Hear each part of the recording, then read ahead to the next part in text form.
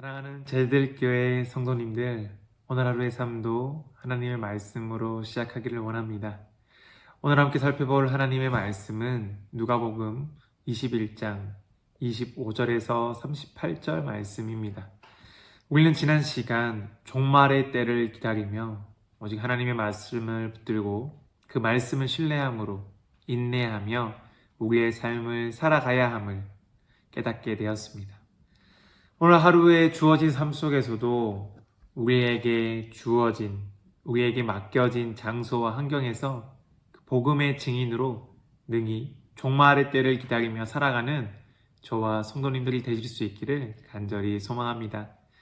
오늘 본문 말씀은 계속해서 예수님의 종말에 대한 말씀이 이어지고 있습니다. 예수님은 제자들에게 세상에 임할 일들에 대해서 말씀하십니다.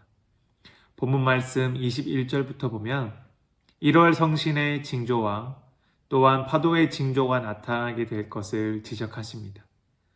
혼란 중에 곤고할 것이며 이러한 현상으로 인해 사람들은 무서워하여 기절할 것이라고 암시하십니다.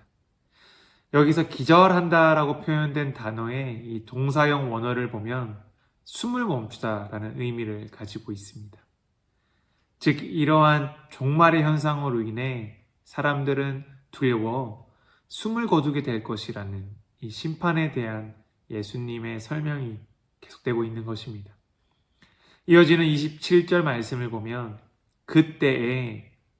그때가 되면 인자가 구름을 타고 능력과 큰 영광으로 오는 것을 보게 될 것이라.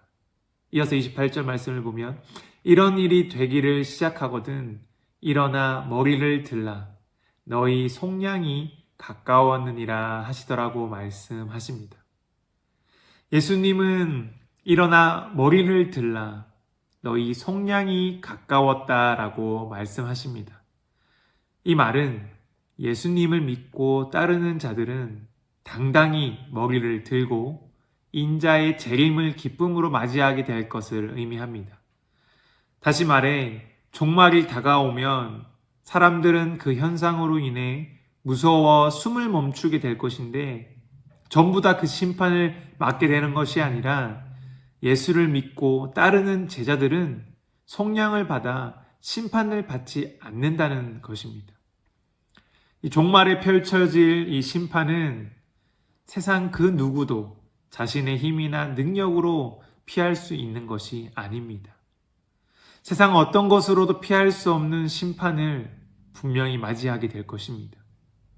하지만 예수를 믿고 따르는 제자들은 그 심판을 피하고 능력과 큰 영광으로 오시는 인자를 보게 될 것입니다.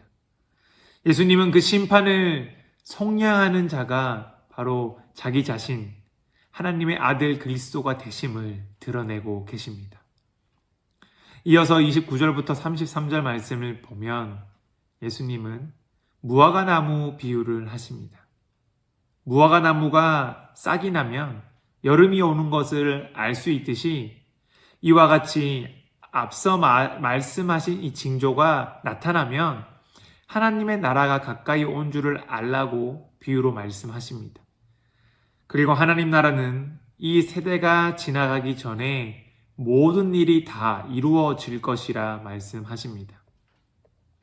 이 당시 예수님의 비유를 듣던 제자들은 아마 그 세대가 본인들을 두고 하신 말씀일 거라 생각했을 것입니다.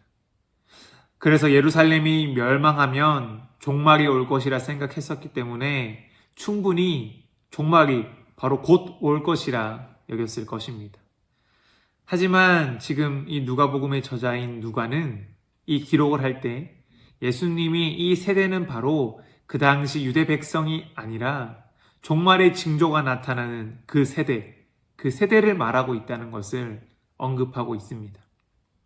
그러므로 모든 일이 다 이루어진다는 것도 예루살렘 멸망을 가리키는 것뿐만 아니라 좀 더 미래적으로 세상의 종말을 가리키고 있다는 것을 우리는 알 수 있어야 합니다. 하나님의 백성, 하나님의 자녀들, 하나님의 제자들은 2000년 전 이 말씀이 기록될 당시부터 지금까지 예수님이 말씀하신 그 종말의 때를 기다리며 살아가고 있습니다. 많은 신학자, 또 많은 성경 연구가들이 마지막 때가 이때다, 또 저때다 말을 하지만 아직 그때는 오지 않고 있음을 우리는 알 수 있습니다. 하지만 분명히 그 종말의 때는 올 것이고 예수님은 그 때에 재림하실 것입니다. 이어지는 33절 말씀을 보면 예수님은 천지는 없어지겠으나 내 말은 없어지지 아니하리라고 말씀하십니다. 하늘 아래에 영원한 것이 있을까요? 이 세상 그 어떤 것도 영원한 것은 없습니다. 인간이 불로장생을 위해 아무리 노력하고 연구해도 그 한계는 분명히 있을 것입니다. 하지만 이 땅이 이전부터 영원까지 없어지지 않고 있는 것이 있다고 예수님은 말씀하십니다. 바로 그것은 예수님의 말씀입니다. 예수님의 말씀은 지금도 살아 역사하는 생명의 말씀이라는 것입니다. 예수를 따르는 제자는 그 살아있는 말씀을 붙들고 살아가는, 그리고 살아가기 위해 최선을 다하는 자들입니다. 이 황폐한 땅에서 오직 영원하다 말씀하신 예수님의 말씀을 붙들고 살아가는 삶이 바로 제자된 삶입니다. 오늘 본문의 34절에서 37절까지 말씀을 보면 예수님은 제자들을 향해 종말에 대한 결론으로 당부의 말씀을 하십니다. 예수님은 너희는 스스로 조심하라고 말씀하십니다.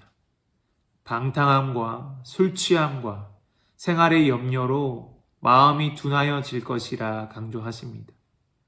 이것은 세상에 속한 것들입니다. 세상의 것들에 빠지면 둔하여질 것이고 어리석어질 것이라 경고하십니다.